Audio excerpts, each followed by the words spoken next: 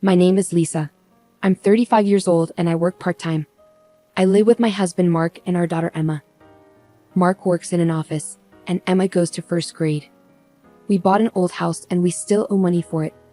When Emma started school, I got a part-time job to help pay for the house. Mark's older sister Nancy got married before us. She lives with her dad, Mark's dad, in their family home. Nancy thinks she should have the house because she got married first. She says she'll take care of their dad, so she should get the house. Nancy's mom had already passed away when she got married, so she didn't need to take care of her dad at the time. The house where Mark's parents live is really big, and I remember being surprised when I saw it before we got married. It had a fancy gate and a lot of land around it, which made me wonder if Mark's parents were rich. When Mark and I were dating, he didn't seem very wealthy, so seeing his parents' big house was a shock. Mark said his family used to be rich, but they lost money over the years. He joked that even though his grandparents' house was big, it was old and not very comfortable to live in. He said it was amazing that his parents' house with its big piece of land was still in a nice neighborhood. I understand why Nancy, Mark's sister, wants to keep the house for herself. She kicked Mark out of the house if she could live there. She probably wants to own the land and house herself. But I don't know if Nancy actually owns the house now. When Mark and I got married, he said that since Nancy would take care of their dad, I wouldn't have to. We planned to let Nancy inherit the house. That's why we bought our own house. It might make their dad feel better to be taken care of by his daughter instead of me if he ever gets sick and needs help. When we go to visit Mark's family for Christmas or summer holidays, Nancy doesn't treat her dad very well. Even during meals, it feels like he's not part of the family. If Mark or I try to sit with him, Nancy gets upset and says he prefers to eat alone.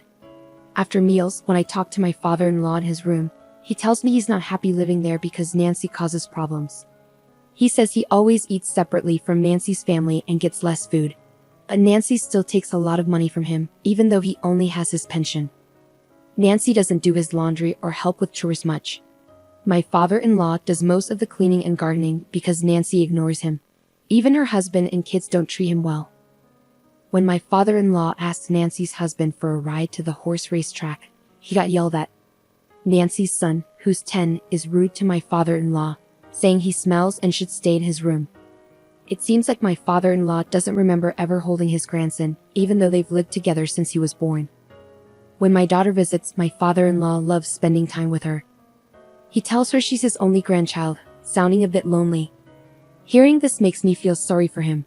Whenever we go to his house, my husband gets upset and tells Nancy to treat their dad better. But Nancy gets angry with my husband, accusing him of trying to take the house away from her. I won't let anyone take this house, my husband insists. It's worrying how much Nancy cares about the house. Then, my father-in-law had a fall at home. The house isn't set up for elderly people, and he tripped over a small step, breaking his right hand. Luckily, he didn't have any other injuries and didn't need to go to the hospital, but it's hard for him to do anything without his right hand. When we visited him, we were shocked to see how weak he'd become. Not only can he not use his right hand, but he can hardly move his feet and clearly needs help. But Nancy's family completely ignores him and doesn't take care of him. He can still manage to get to the bathroom by himself, but eating is really hard for him. My husband confronted my sister-in-law right away. "Why aren't you looking after dad?" But she didn't seem to understand why he was upset and just laughed it off. A broken hand is no big deal. He can walk by himself, and he's not complaining. It seemed like my father-in-law, used to being ignored, couldn't stand up to my sister-in-law, and she probably knew it. My husband was even more angry. "Isn't it obvious we should take care of our parents?" When he said that, my sister-in-law smirked and said, "You can take care of dad. I don't want an old man with hardly any money." I was furious at how my sister-in-law could talk about her own father like that. She even said, taking care of a father who only gets a small pension isn't worth it. Her words were so mean that I lost my temper and spoke up. "Fine, we'll take care of him. He won't heal properly if he stays here." My husband agreed, and we decided to take my father-in-law and leave his house right away. While we were packing up my father-in-law's things, my sister-in-law started saying we couldn't have the house just because we were taking care of dad. She cared more about the house than her own father and didn't have much else to say. My husband brushed off her comments, saying, "Don't worry, I already bought a house. I don't need this one. Do whatever you want with it." My sister-in-law seemed relieved to hear that. Even as we were getting ready for my father-in-law to move, My sister-in-law and her husband didn't help. Instead, they were mostly interested in checking if there were any valuable items among his belongings. They were probably relying on his pension, but with him leaving, that would stop.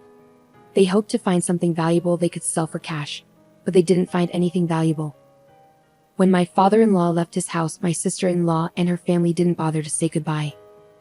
They were very cold-hearted. When my father-in-law arrived at our house, he seemed much happier as he played with my daughter. He was like a different person compared to when he was living at his old house. We let him stay in a room that we weren't using, but because the move happened suddenly, we couldn't make any preparations. If we had known earlier, we could have done some renovations, like installing handrails and removing steps.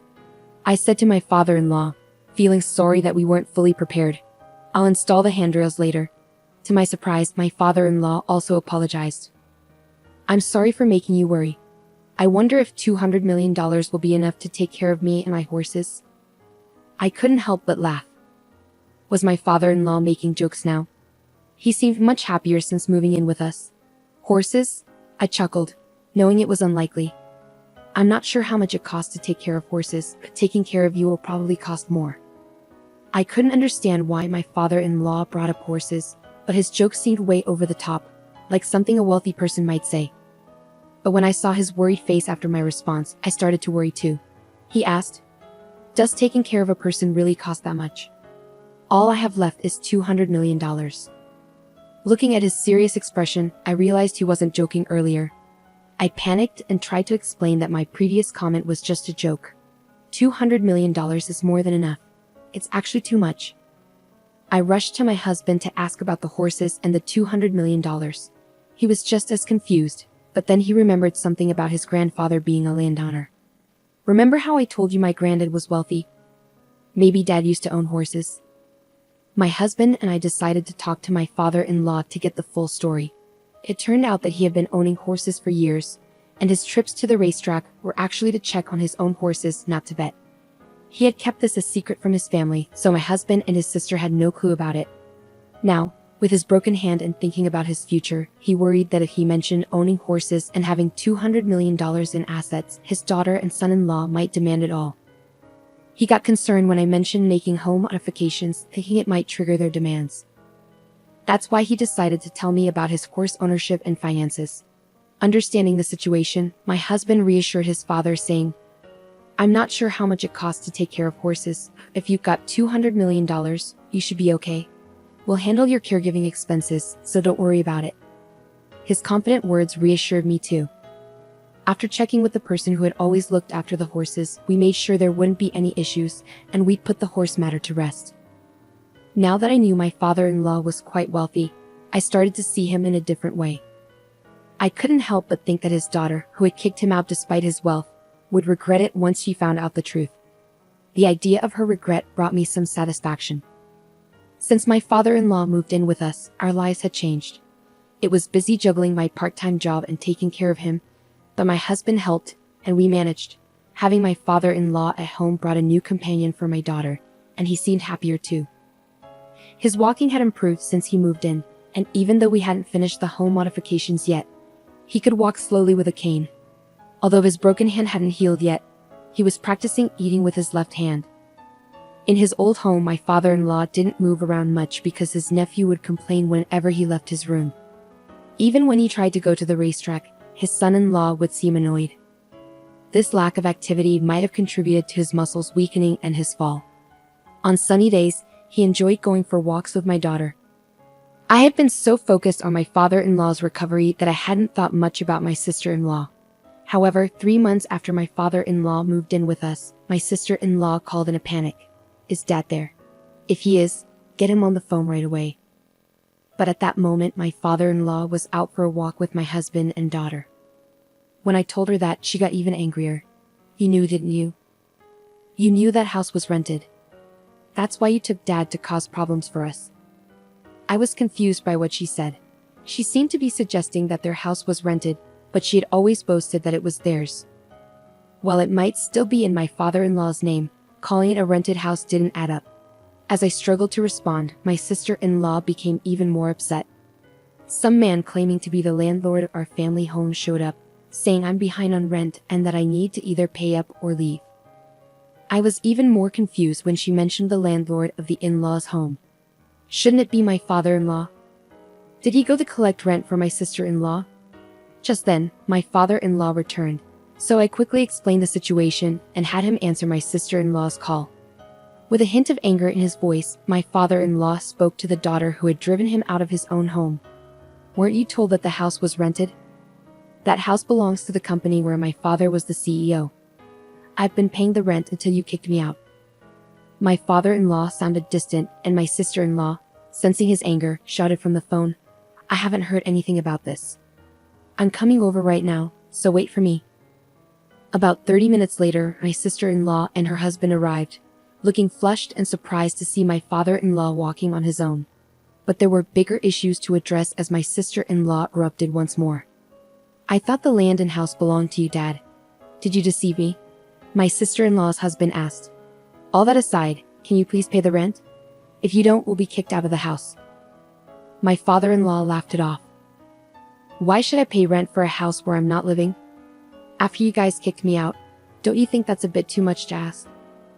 Unable to respond to my father-in-law's reasonable statement, my brother-in-law fell silent.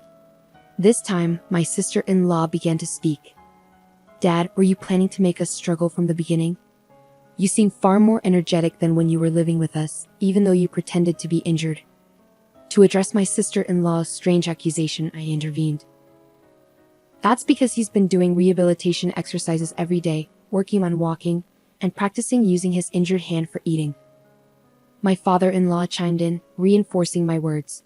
I actually think being kicked out by you guys was a blessing. Since I came to live with Mark, we all eat together, and I'm never made to feel like a nuisance. Upon hearing this, my sister-in-law and her husband fell silent, their jaws clenching shut.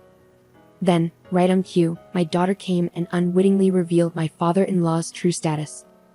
Grandpa, your horse is going to race in the next horse race, right? My father-in-law grinned and replied, yes, it'll be in this Sunday's race. Why don't we go watch it together? My daughter happily dashed off, but my sister-in-law and her husband seemed to grasp the significance of this. They hastily asked my father-in-law, Dad, do you own a horse? Are you a horse owner? My father-in-law replied, a smug look on his face. I stayed silent because I knew if I mentioned money, you'd try to take it. And I know talking about horse racing always makes your husband frown. With that, my father-in-law's previously cheerful demeanor turned serious. His intimidating expression sent shivers down my spine. And as he began to speak slowly, the tension in the room intensified. I no longer consider someone like you, who disrespects your own father, as my daughter. I knew you only moved in with me for the inheritance. Caught off guard by my father-in-law's stern words, my sister-in-law was visibly stunned. With the final blow, my father-in-law declared, you won't get a single cent of my inheritance.